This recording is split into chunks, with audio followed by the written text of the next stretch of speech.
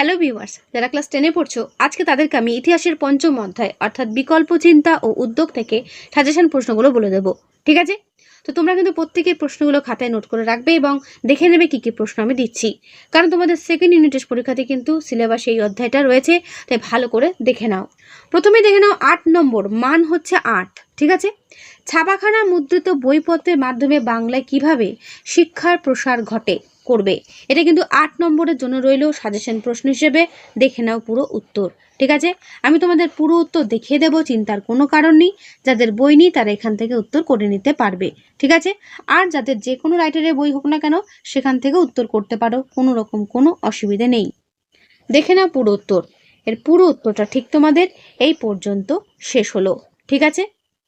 তারপরের প্রশ্ন, বাংলায় কারিগরি শিক্ষার বিকাশের সংক্ষিপ্ত বর্ণনা দাও। ঠিক আছে? অথবা 19 শতকে বাংলায় কারিগরি শিক্ষার বিকাশ সম্পর্কে যা জানো লেখো। দেখে নাও পুরো উত্তর।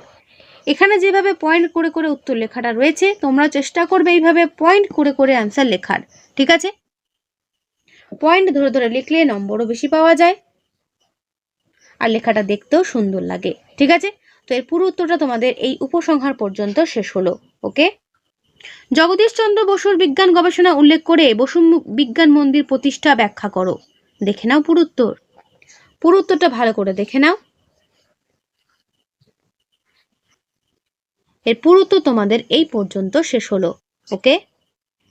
জাতীয় শিক্ষা পরিষদ সম্পর্কে আলোচনা করো। যে সমস্ত প্রশ্নগুলো আমি এখন বলছি এগুলো প্রত্যেকটার মান কিন্তু 8। ঠিক আছে? তো সেইভাবে তোমরা কিন্তু জিনিসগুলো পড়ো। ঠিক আছে? প্রশ্নগুলো সেইভাবে তৈরি করো। প্রকৃতি মানুষ ও শিক্ষার সমন্বয় বিষয়ে রবীন্দ্রনাথের চিন্তা সংক্ষিপ্ত পরিচয় দাও, অথবা প্রকৃতি মানুষ ও শিক্ষার সমন্বয়ের ক্ষেত্রে রবীন্দ্র চিন্তা ব্যাখ্যা করো। ঠিক আছে? অর্থাৎ এই তিনটি বিষয়ে রবীন্দ্রনাথের কি ভূমিকা ছিল সেটাই প্রশ্ন। দেখে নাও পুরো উত্তর। তোমরা জিনিস খেয়াল করো, সমস্ত বড় প্রশ্ন কিন্তু সুন্দর করে পয়েন্ট ধরে ধরে লেখা। তাই তোমরাও কিন্তু চেষ্টা করবে 8 নম্বরের প্রশ্নের আনসারগুলো ঠিক এইভাবেই পয়েন্ট করে করে লেখার। ঠিক আছে? এরপর রয়েছে 4 নম্বরের প্রশ্ন। হ্যাল হেডের grammar of the Bengal language গ্রন্থটি গুরুত্বপূর্ণ কেন? বাংলা ছাপাখানার বিকাশে চার্লস উইলকিন্স এর ভূমিকা বিশ্লেষণ করো। দেখে নাও পুরো উত্তর। এর পুরো উত্তরটা ঠিক তোমাদের এই পর্যন্ত শেষ হলো। ওকে? শ্রীরামপুর মিশন প্রেস কিভাবে একটি অগ্রণী মুদ্রণ প্রতিষ্ঠানে পরিণত হলো করবে। দেখে নাও পুরো উত্তর। পুরো উত্তর ঠিক তোমাদের এই পর্যন্ত শেষ হলো।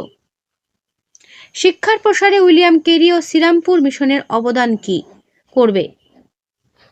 ঠিক আছে? দেখে নাও পুরো উত্তর। এর উত্তর তোমাদের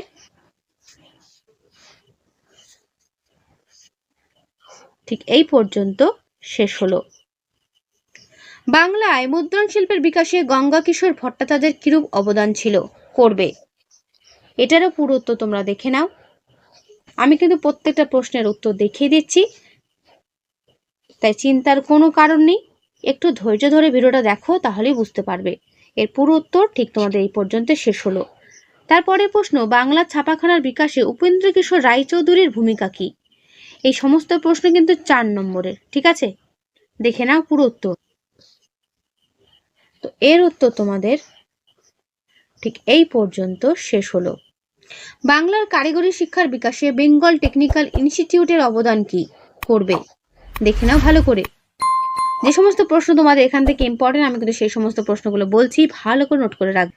তো তোমাদের এই কোশ্চেনের পুরো উত্তর ঠিক এই পর্যন্ত শেষ হলো। ওকে? বিশ্বভারতী প্রতিষ্ঠার ক্ষেত্রে রবীন্দ্রনাথ ঠাকুরের শিক্ষা চিন্তার পরিচয় দাও করবে। ঠিক আছে? দেখে নাও পুরো উত্তর। এর পুরো উত্তর এই পর্যন্ত শেষ হলো। রবীন্দ্রনাথ ঠাকুরের শিক্ষা ভাবনার সমালোচনামূলক আলোচনা করো। ঠিক আছে? সমালোচনামূলক আলোচনা হচ্ছে রবীন্দ্রনাথ ঠাকুরের শিক্ষা ভাবনার। এটাও দেখে নাও পুরো উত্তর। আমি বইটা ভালো করে দেখিয়ে দিচ্ছি তোমাদের, যাতে তোমরা প্রত্যেকটার উত্তর ভালো করে দেখে নিতে পারো। যতটা পারছি দেখিয়ে দেওয়ার চেষ্টা করছি। ঠিক আছে? এরপরে দেখো 2 নম্বর প্রশ্ন, জাতীয় শিক্ষা বলতে কি বোঝো করবে। তারপর জাতীয় শিক্ষায় ডন সোসাইটির কি ভূমিকা ছিল করবে। ঠিক আছে? College of engineering and technology কি।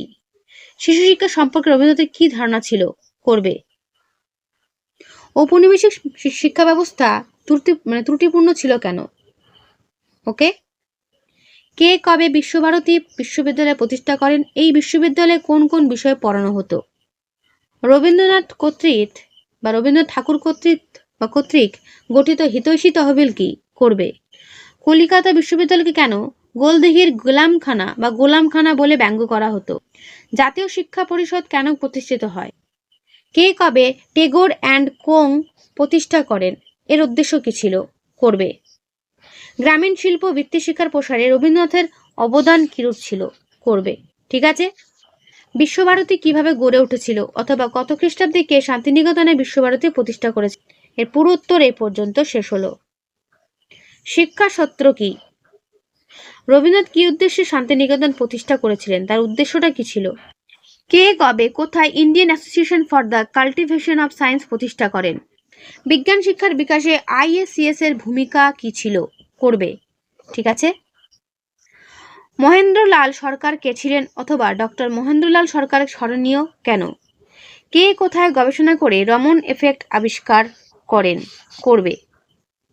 কারা কবে কলকাতা বিজ্ঞান কলেজ প্রতিষ্ঠা করেন? করবে। কে কবে বসু বিজ্ঞান মন্দির প্রতিষ্ঠা করেন? বসু বিজ্ঞান মন্দির প্রতিষ্ঠার উদ্দেশ্য কি ছিল? বসু বিজ্ঞান মন্দিরে কোন কোন বিষয়ে গবেষণা হতো? কে কবে সন্দেশ পত্রিকাটি প্রকাশ করেন? এটি কাদের জন্য প্রকাশিত হয়? উপেন্দ্র কিশোরের ছাপাখানার বিশেষ কৃতিত্ব কি ছিল বা প্রসেস প্রিন্টিং সম্বন্ধে কি জানো? ব্যক্তিগত উদ্যোগে ছাপা বইয়ের প্রকৃতি কিরূপ ছিল? হিকির বেঙ্গল গেজের সংবাদপত্রটির গুরুত্ব কি ছিল? স্থানীয় স্কুল সম্বন্ধে আভাস কি? মদন মোহন তর্কালঙ্কার কে ছিলেন? প্রথম সচিত্র বাংলা বই কোনটি? এই বইয়ের চিত্রগুলো কে আঁকেন? বাংলা ছাপাখানার বিকাশে লাইনোটাইপ প্রবর্তনের গুরুত্ব কি? লাইনোটাইপ কি? বিদ্যাসাগর ষাট বলতে কি বোঝায়? করবে। বাংলার মুদ্রণ ইতিহাসে বটতলা প্রকাশনার গুরুত্ব কি? বাংলার সাংস্কৃতিক জীবনে ছাপাখানার বিকাশের প্রভাব কতটা? বাংলা ছাপাখানার বিকাশে শ্রীরামপুর মিশন প্রেসের অবদান কি? প্রতাপাদিত্য চরিত্র গ্রন্থটি কবে কোথা থেকে প্রকাশ করেন? ঠিক আছে। করবে। উইলিয়াম কেরি কে ছিলেন? Very very important. Ramram Basu কে ছিলেন? এগুলো পড়বে। শিক্ষার প্রসারে শ্রীরামপুর ছাপাখানার অবদান কি ছিল? ফোর্ট উইলিয়াম কলেজের শিক্ষার্থীদের জন্য কোন কোন ছাপাখানা থেকে বইপত্র ছাপা হতো? করবে। জাইলোগ্রাফি পদ্ধতি কি? বাংলা ছাপাখানার বিকাশে পঞ্চানন কর্মকারের ভূমিকা কি ছিল? কোন বছর শ্রীরামপুর মিশন প্রেস প্রতিষ্ঠিত হয়? উত্তর দেখে নাও, 1800 খ্রিস্টাব্দে। চীনে কবে মুদ্রণ শিল্পের আবিষ্কার হয়? 593 খ্রিস্টাব্দ নাগাদ। ঠিক আছে। কে কবে চুঁচুড়ায় প্রথম মুদ্রণ যন্ত্র প্রতিষ্ঠা করেন? প্রথম চার্লস উইলকিন্স 1778 খ্রিস্টাব্দে প্রথম মুদ্রণ যন্ত্র প্রতিষ্ঠা করেন। বাংলার প্রথম সংবাদপত্র কোনটি? দিগদর্শন। ঠিক আছে। ঢাকায় প্রথম কবে ছাপাখানা স্থাপিত হয়? মনে রাখবে 1856 খ্রিস্টাব্দে। বাংলা শিক্ষা গ্রন্থটি কে রচনা করেন? রচনা করেন রাধাকান্ত দেব। বিদ্যাহারাবরী গ্রন্থটি কে রচনা করেন? উত্তর ফিলিক্স কেরি।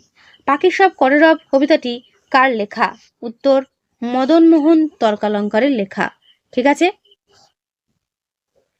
তারপরের প্রশ্ন, কে ছাপাখানার জনক নামে পরিচিত? উত্তর জার্মানির জোহানেস গুটেনবার্গ, তাকে ছাপাখানার জনক বলা হয়। ওকে। বর্ণপরিচয় কে রচনা করেন? প্রত্যেকেই জানো, ঈশ্বরচন্দ্র বিদ্যাসাগর। বাংলা ভাষায় প্রকাশিত প্রথম চিত্রিত গ্রন্থের নাম কি? উত্তর হচ্ছে অন্নদা মঙ্গল।